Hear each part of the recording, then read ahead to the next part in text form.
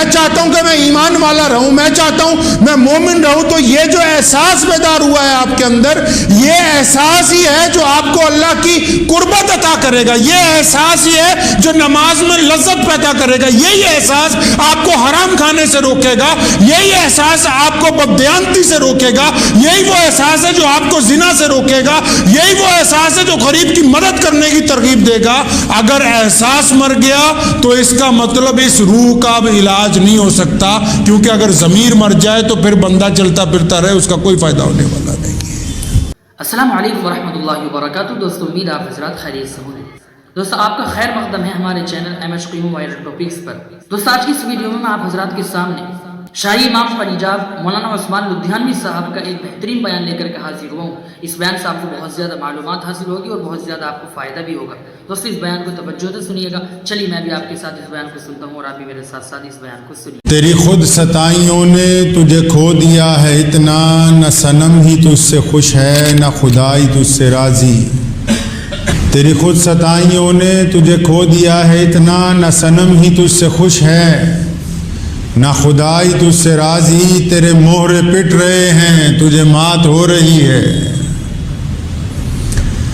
تیرے مہرے پٹ رہے ہیں تجھے مات ہو رہی ہے، ذرا رخ پلٹ لے ناداں تیرے ہاتھ میں ہے بازی۔ آج کل اکثر لوگ ایسے ہیں جو ظاہری طور پر بہت خوش نظر آتے ہیں، اپنے چہرے سے خد و خال کے ساتھ، لباس کے ساتھ لوگوں کے سامنے بن ٹھن کر رہتے ہیں، لیکن اندرونی طور پر ٹوٹے ہوئے ہیں۔ روح جو ہے وہ زخمی،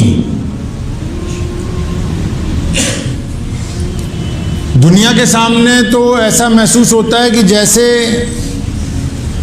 ان کو کوئی غم نہیں ہے، کوئی تکلیف نہیں ہے، لیکن جو ان کی اندرونی زندگی ہے وہ بڑی بے چینی میں گزر رہی ہے، اور وہ اپنے آپ سے مطمئن نہیں ہے، تسلی نہیں ہے ان کو۔ اب چاہے وہ عمر کے کسی بھی حصے سے گزر رہے ہوں، ان کے قلوب جو ہیں وہ بری طرح زخمی ہو چکے ہیں۔ کچھ ایسے داغ ہیں جو دل پر لگنے کے بعد دل کو بے چین رکھتے ہیں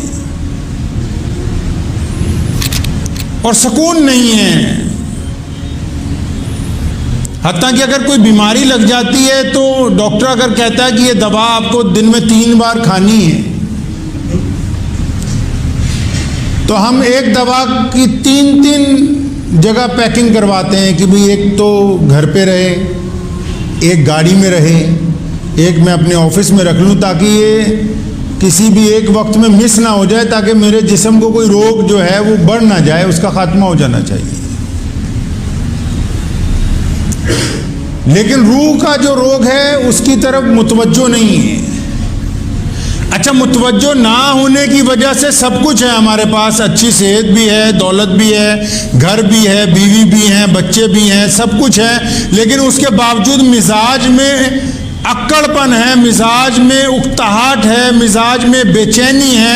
رات کو جب ہم بستر پر سوتے ہیں نا تو صبح کو ہونا تو یہ چاہیے جب بندہ اٹھے تو بہت زیادہ فریش ہو، اور جب بندہ اٹھے تو اس کو ایسا لگے کہ تھکاوٹ اتر گئی ہو، لیکن اب جب بندہ صبح کو اٹھتا ہے تو اسے ایسے لگتا ہے جیسے میں پہلے سے زیادہ تھک گیا ہوں۔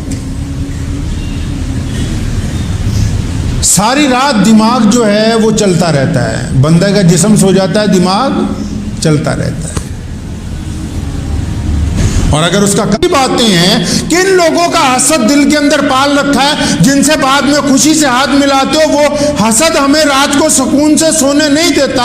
ایسی کون سی بےایمانیاں ہیں جو رات کو ہمارے قلوب کو پریشان رکھتی ہیں؟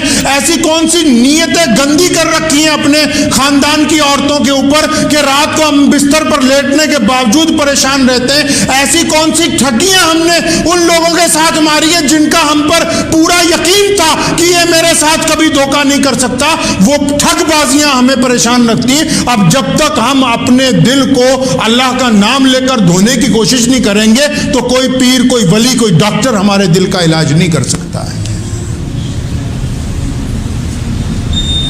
میں اکثر آپ لوگوں کو ایک بات کہا کرتا ہوں کہ نماز جو ہے، جب اللہ نے کہا نا رسول اللہ کو کہ ہم نے 5 نمازیں فرض کر دی ہیں آپ کی امت پر، تو ساتھ میں یہ بھی بتایا بھی فرض کیوں کی ہے. اسلام نے کوئی بات بنا وجہ کے نہیں کہی.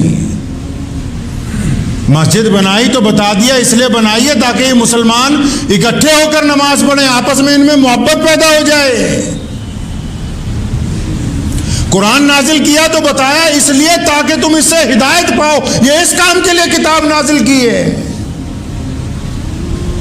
نماز کا جب حکم دیا تو ساتھ میں اللہ نے بتایا کہ میرے پیارے محبوب نماز اس لیے اب پڑھوانے لگا ہوں تاکہ نماز پڑھنے والے لوگ متقی بن جائیں، نیک بن جائیں. جس دن روزے فرض کرنے کا حکم دیا اس کی وجہ بھی ساتھ میں بیان کی کہ روزے تم سے اس لیے رکھوا رہے ہیں تاکہ تم متقی بن جاؤ، تمہارے گناہ جھڑ جائیں. اب جب اللہ تبارک و تعالیٰ نے یہ باتیں ہمیں بتا دی صریح طور کے اوپر، اب پھر ہم لگے ہوئے مشقت کے کام نہیں کرنا چاہتے. اپنے لیے دوائی کھانے کے لیے تیار ہیں. اگر کوئی بندہ آ جاتا ہے تعویذ لینے کے لیے، جی میرے اوپر جادو بہت ہے، ٹونا بہت ہے جی، اب ہم جیسا کوئی مولوی جو تعویذ نہ دیتا ہو اسے بٹھا کے سمجھائے کہ رسول اللہ صلی اللہ علیہ وسلم نے فرمایا بھی جس گھر میں سورہ بقرہ کی تلاوت ہوتی ہو بڑے سے بڑا عامل، بڑے سے بڑا جن، بڑے سے بڑا خبیث اس گھر میں نہیں گھس سکتا. اجی نہیں وہ رہنے دو، یہ بتاؤ تم ہمیں کوئی تعویذ لکھ دو، 500 روپے لے لو. کیا سمجھے؟ جب بذات خود ہی بندہ تیار نہیں ہے اپنے اوپر محنت کرنے کے لیے. سجدہ ہم اگر 5 وقت کر رہے ہیں، ایسی روحیں بھی ہیں جو 5 وقت اللہ تعالیٰ کے حضور سجدہ تو کر رہی، سجدے میں لطف نہیں آ رہا ہے. لطف کیوں نہیں آ رہا ہے جی؟ کیونکہ روح زخمی ہے. حضرت حنظلہ رضی اللہ تعالیٰ عنہ ایک دن اپنے گھر سے نکلے شور مچاتے ہوئے کہ میں منافق ہو گیا ہوں، اللہ مجھ پہ رحم کرے. سیدنا ابو بکر راستے میں مل گئے. پوچھا کیا بات ہے بھائی، اتنا پریشان ہے تو زور زور سے بولتا آ رہا ہے؟ فرمایا ابو بکر آپ ہمارے بھائی ہیں بڑے، میں بڑا پریشان ہوں. مجھے اپنے دل پہ شک ہو گیا، مجھے اپنے دل کے اوپر شک ہو گیا ہے. یہ کیا بات ہے؟ بات تو بتا کریں. جب میں رسول اللہ صلی اللہ علیہ وسلم کے پاس ہوتا ہوں تو میرا دل چاہتا ہے کہ تمام نیک اعمال کروں، قرآن پاک پڑھوں، سجدے لمبے لمبے کروں. اپنے گھر جاتا ہوں دنیاوی کاموں میں لگتا ہوں تو وہ والی یاد جو حکم والی ہے تھوڑی دھیمی پڑ جاتی ہے. تو مجھے ایسے لگا جیسے میرا دل 2 جگہ ہو گیا ہے.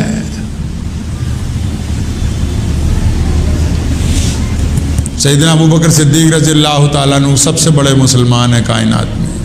فرمایا چلو چلو یہ تو بہتوں کا مسئلہ حل ہو جائے گا آج تیرے بہانے. سیدھا رسول کریم صلی اللہ علیہ وسلم کے پاس تشریف لے گئے. اللہ کے رسول صلی اللہ علیہ وسلم کو جا کے ان کی پریشانی بتائی. رسول اللہ صلی اللہ علیہ وسلم مسکرائے. فرمایا حنظلہ یہ جو دل میں احساس پیدا ہو گیا نا یہی ایمان کی علامت ہے کہ اب دل زندہ ہے. اگر احساس مر گیا تو پھر ایمان ختم ہو گیا دل میں سے. یہ جو آپ میں احساس پیدا ہوا اس بات کا کہ میں اپنی طبیعت میں فرق محسوس کرتا ہوں اور آپ اس کوشش میں لگ گئے کہ راہ العالمین میں منافق تو نہیں ہو گیا، میں چاہتا ہوں کہ میں ایمان والا رہوں، میں چاہتا ہوں میں مومن رہوں. تو یہ جو احساس بیدار ہوا ہے آپ کے اندر، یہ احساس ہی ہے جو آپ کو اللہ کی قربت عطا کرے گا. یہ احساس ہی ہے جو نماز میں لذت پیدا کرے گا. یہی احساس آپ کو حرام کھانے سے روکے گا. یہی احساس آپ کو بددیانتی سے روکے گا. یہی وہ احساس ہے جو آپ کو زنا سے روکے گا. یہی وہ احساس ہے جو غریب کی مدد کرنے کی ترغیب دے گا. اگر احساس مر گیا تو اس کا مطلب اس روح کا اب علاج نہیں ہو سکتا، کیونکہ اگر ضمیر مر جائے تو پھر بندہ چلتا پھرتا رہے اس کا کوئی فائدہ ہونے والا نہیں ہے. اگر میں اس لیے جمعے کی نماز پڑھنے آؤں کہ میرے پڑوسی یا میرے یار دوست یہ نہ کہنے لگیں کہ یار تو جمعہ بھی نہیں پڑھتا ہے، تو پھر وہ جمعہ جو ہے ان لوگوں کے لیے جن کی شرم میں پڑھا جا رہا ہے۔ اپنی روح کو دیکھنا ہوگا۔ یہ جو زخمی ہو گئی ہے نا بری طرح، جب رات کو بستر پر لیٹتے ہیں تو کبھی سوچتے ہی نہیں کہ ہم نے کیا کیا ہے اور کرنا کیا چاہیے۔ پیارے نبی حضرت محمد الرسول اللہ صلی اللہ علیہ وسلم نے انسانوں کی روح کی علاج بھی فرمایا۔ بخاری شریف میں امام مسلم نے جو سب سے پہلی حدیث کروڑا احادیث میں سے سب سے پہلے جس حدیث کو قلم بند کیا اور جسے یہ انہوں نے سمجھا کہ یہ بخاری کی زینت ہونی چاہیے، پہلے صفحے پر جس حدیث کا ذکر ہونا چاہیے، حالانکہ تمام احادیث تو ہیں ہمارے ایمان کا حصہ ہیں، انہوں نے جو پہلی حدیث قلم بند کی کہ کما قال النبی صلی اللہ علیہ وسلم انما الاعمال بالنیات، کہ عمل کا دار و مدار نیت کے اوپر۔ اچھا، اگر نیتیں درست ہوں گی تو پھر عمل قبول ہو جائے گا، اور اگر نیت درست نہیں ہے تو پھر عمل قابل قبول نہیں ہوگا۔ لوگ سمجھتے ہیں کہ ترقی یہ ہے کہ کوئی بندہ اچانک مشہور ہو گیا، یہ اس نے ترقی کر لی، یا کسی بندے کے پاس دولت بہت زیادہ آ گئی تو یہ اس کی ترقی ہو گئی۔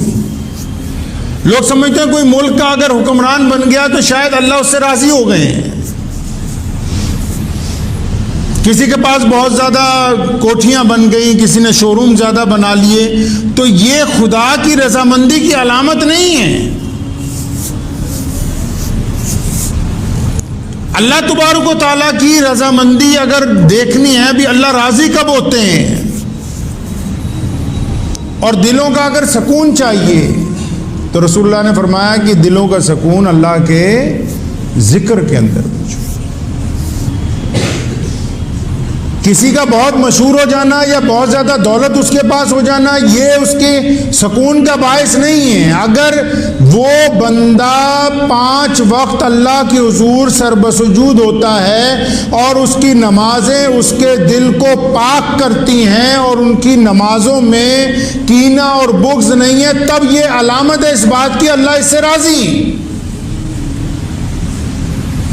اور اگر سجدے کی توفیق چھن جائے، صحت ہونے کے باوجود، وسائل ہونے کے باوجود، مسجدوں کی قربت ہونے کے باوجود سجدے کی توفیق نہ ہو، اور دولت بہت زیادہ ہو، اقتدار والوں سے یاریاں بہت زیادہ ہو، تو اس کا مطلب اللہ راضی نہیں ہے۔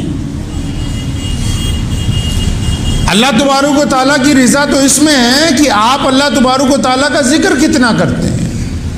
امی عائشہ رضی اللہ تعالیٰ عنہ فرماتی ہیں کہ اللہ کے پیارے نبی حضرت محمد رسول اللہ صلی اللہ علیہ وسلم رات بھر اتنی زیادہ کئی بار مصلے پر کھڑے ہوتے تھے، اللہ کی حمد و ثنا کرتے تھے کہ پاؤں پر ورم آ جاتے تھے۔ کہتی میں نے ایک دن کہا یا رسول اللہ، آپ کی وجہ سے تو پوری دنیا بخشی جائے گی، آپ کی نسبت سے تو یہ کائنات بنائی گئی ہے، اور آپ کے صدقے تو سارے لوگ جنت کے اندر جائیں گے، اور آپ بھی اتنی زیادہ اللہ کی عبادت کرتے ہیں اور اپنے آپ کو مشقت میں ڈالتے ہیں۔ فرمایا عائشہ کیوں؟ جب اللہ تبارک و تعالیٰ نے اتنی نعمتیں عطا فرمائی تو کیا میں اپنے رب کا شکر گزار بندہ نہ بنوں؟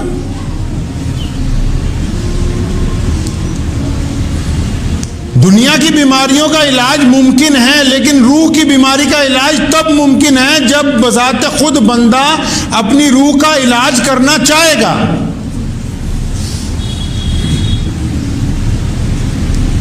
اب روح بری طرح زخمی ہے، دنیاوی طور پر ہم بڑی بڑی ڈینگیں ہانک رہے ہیں کہ جی میں یوں ہوں، میرے بچے یہ ہیں، میرے بھائی ایسے ہیں، جی میں نے فلاں کام کر لیا۔ ڈینگیں ہانکنے سے اللہ کی رضا حاصل نہیں ہو سکتی، اور اللہ تبارک و تعالیٰ کو تو زمین پر اکڑ کے چلنے والے بندے پسند نہیں ہیں۔ بڑا بندہ تو وہ ہے جو عاجزی اور انکساری سے ملتا ہو۔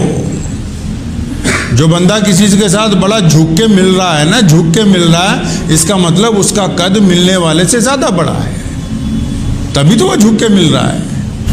عبداللہ ابن مبارک کا جب انتقال ہونے لگا نا، والدہ زندہ تھی، بیوی پاس میں بیٹھی ہوئی تھی، بیوی نے ہاتھ پکڑا، رونے لگی، کہنے دیکھو تمہارا آخری وقت آ گیا، میں بہت دکھی ہوں۔ فرمایا تجھے کس بات کا دکھ ہے؟ کہنے لگی آپ میرے سردار ہیں، میرے شوہر ہیں، جب تک آپ زندہ ہیں میری چودراہٹ باقی رہے گی، تیرے مرنے کے بعد مجھے کس نے پوچھنا ہے؟ ماں کو پوچھا اماں تو کیوں اتنا رو رہی ہے؟ کہنے لگا بیٹا تمام بیٹوں میں سے فرما بردار تو تو ہی ہے، فائدے والا تو تو ہی ہے، تو نہ رہا تو پھر ہمارا تو بڑا نقصان ہے کہ ایک ایسا بیٹا چلا جائے گا جو فرما بردار تھا۔ بچے قریب کھڑے ہوئے رو رہے تھے، ان کو بلایا، پوچھے تم کیوں رو رہے ہو؟ کہنے لگا ابا جی تمہارے دم سے ہی تو ہماری شہرت ہے، تمہارے دم سے ہی تو ہم چل پھر رہے ہیں، تمہارے دم سے کھا پی رہے ہیں۔ رونے لگے۔ فرمایا اچھا تم سب کو عبداللہ بن مبارک اپنے اپنے مطلب کے لیے یاد ہے، میرے لیے تو کوئی بھی نہیں رو رہا، میں تو اس فکر میں ہوں کہ میرے ساتھ آگے جا کے کیا ہو۔ روح اس حد تک زخمی ہے کہ اگر کسی کا اپنا کوئی مر جاتا اپنے ہاتھ لگاتے ہوئے ڈرتے ہیں۔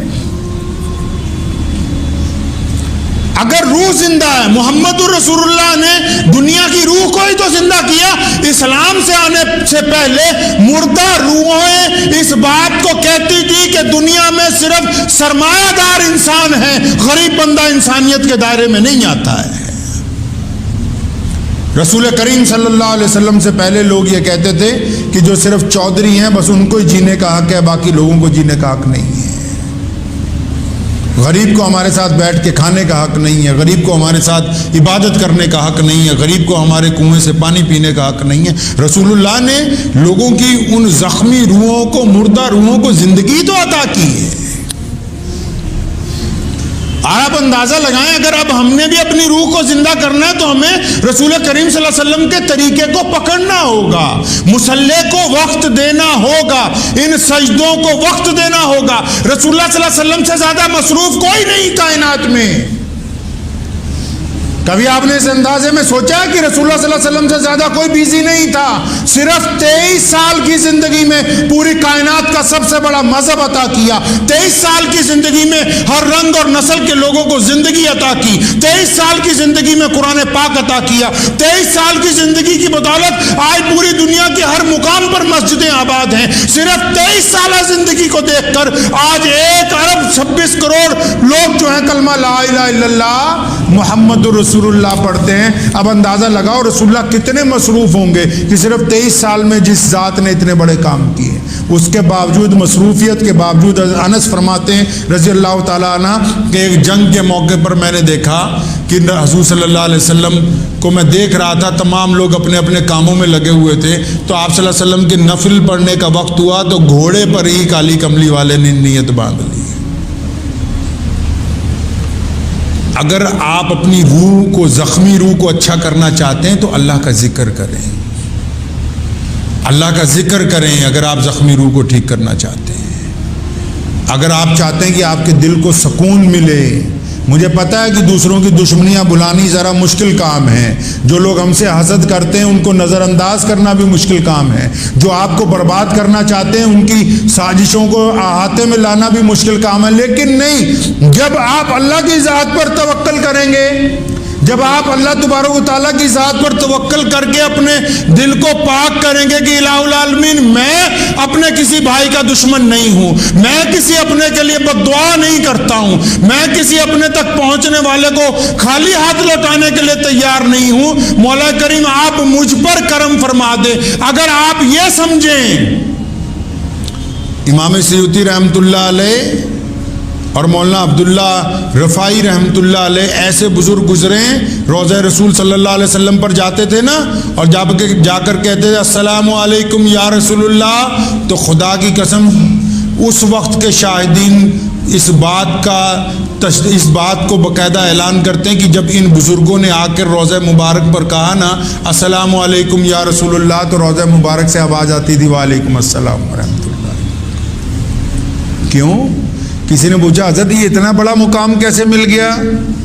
فرمایا میں نے رسول اللہ کی ایک حدیث پڑھی، اللہ تعالیٰ فرمانے لگے، رسول اللہ صلی اللہ علیہ وسلم نے کہا، اللہ تعالیٰ نے بھی کہا کہ ہم نے آپ کو سب سے اعلیٰ امت بنایا۔ کس کو؟ دین اسلام کے ماننے والوں کو رسول اللہ کی امت کو کیا بنا دیا؟ سب سے اعلیٰ امت ہے. فرمایا جب میں نماز کے لیے کھڑا ہوتا ہوں جماعت میں اور ہمیشہ جو میرے دائیں بائیں ہوتے ہیں, میں ساری زندگی آج تک میں یہی سوچتا آیا کہ الہ العالمین یہ جو میرے دائیں بائیں والے ہیں یہ تو مجھ سے بڑے افضل مسلمان ہیں. کسی عام مسلمان کو بھی اپنے سے اعلیٰ نہیں سمجھا کبھی. وقت کے امام نے, وقت کے بہت بڑے محدث نے کسی عام مسلمان کو بھی اپنے سے اعلیٰ نہیں سمجھا. ساری زندگی اسی بات کو ذہن میں رکھا کہ الہی یہ جو اور لوگ نماز پڑھ رہے ہیں میں تو ان سب سے زیادہ گنہگار ہوں. تو اگر ہمارے ذہن میں تو یہ ہوتی ہے کہ نہیں جی ہم جو ہمارے ساتھ کھڑے ہوئے ہیں نہیں ان کو تو نماز پڑھنی نہیں آتی, ہم سکھائیں گے ان کو نماز پڑھنی. بعض اوقات تو کئی لوگ سلام پھیرتے ہی دوسرے کو ٹوکتے ہیں کہ تو نے یہ نہیں کیا, تو نے جن کی اپنی نہیں ہوتی وہ دوسروں کی قبول کروانا چاہتے ہیں. جن کو اپنے لیے اپنا مسئلہ نہیں پتا وہ دوسروں پر فتوے ڈال رہے ہیں. جب تک آپ دوسروں کو اسلام کا پابند کرنا چاہیں گے آپ اسلام کے پابند نہیں ہو سکتے ہیں. پہلے آپ اپنے ضمیر کو, آپ اپنے وجود کو, آپ اپنے کردار کو, اپنی زبان کو, اپنی آنکھوں کو, اپنے لب و لہجے کو اور اپنے معاملات کو اسلام کا پابند کریں گے تو پھر آپ کو دوسرے کو کہنے کی ضرورت نہیں پڑے گی. وہ آپ کو دیکھ کر اسلام کے پابند بنیں گے. آپ کس چکر کے اندر پڑ گئے کہ جی فلاں کو فتویٰ سمجھائیں گے, فلاں کو بتائیں گے کہ رفع دین کرنی ہے یا نہیں کرنی, فلاں کو بتائیں گے. اللہ اکبر. جب تک کا بندہ خود نہ سدھرا ہو تو روح کو زندہ کیجئے. مردہ روحوں کے ساتھ سجدے قبول نہیں ہوتے. روح کو زندہ کیجئے اور جن لوگوں کی روحیں زندہ رہیں گی انشاءاللہ تعالی وہی لوگ قیامت والے دن کامیاب ہوں گے. دعا کیجئے اللہ تعالی مجھے بھی اور آپ سب کو بھی ان باتوں پہ عمل کی توفیق عطا فرما. دوستو امید ہے شاہی امام پنجاب مولانا عثمان لدھیانوی صاحب کا یہ بیان آپ کو ضرور پسند آیا ہوگا. بیان پسند آیا ہو تو ویڈیو کو لائک شیئر اور چینل کو سبسکرائب کرنا بالکل نہ بھولیے گا. چلیے ملتے ہیں کسی اور ویڈیو میں. والسلام علیکم ورحمۃ اللہ وبرکاتہ.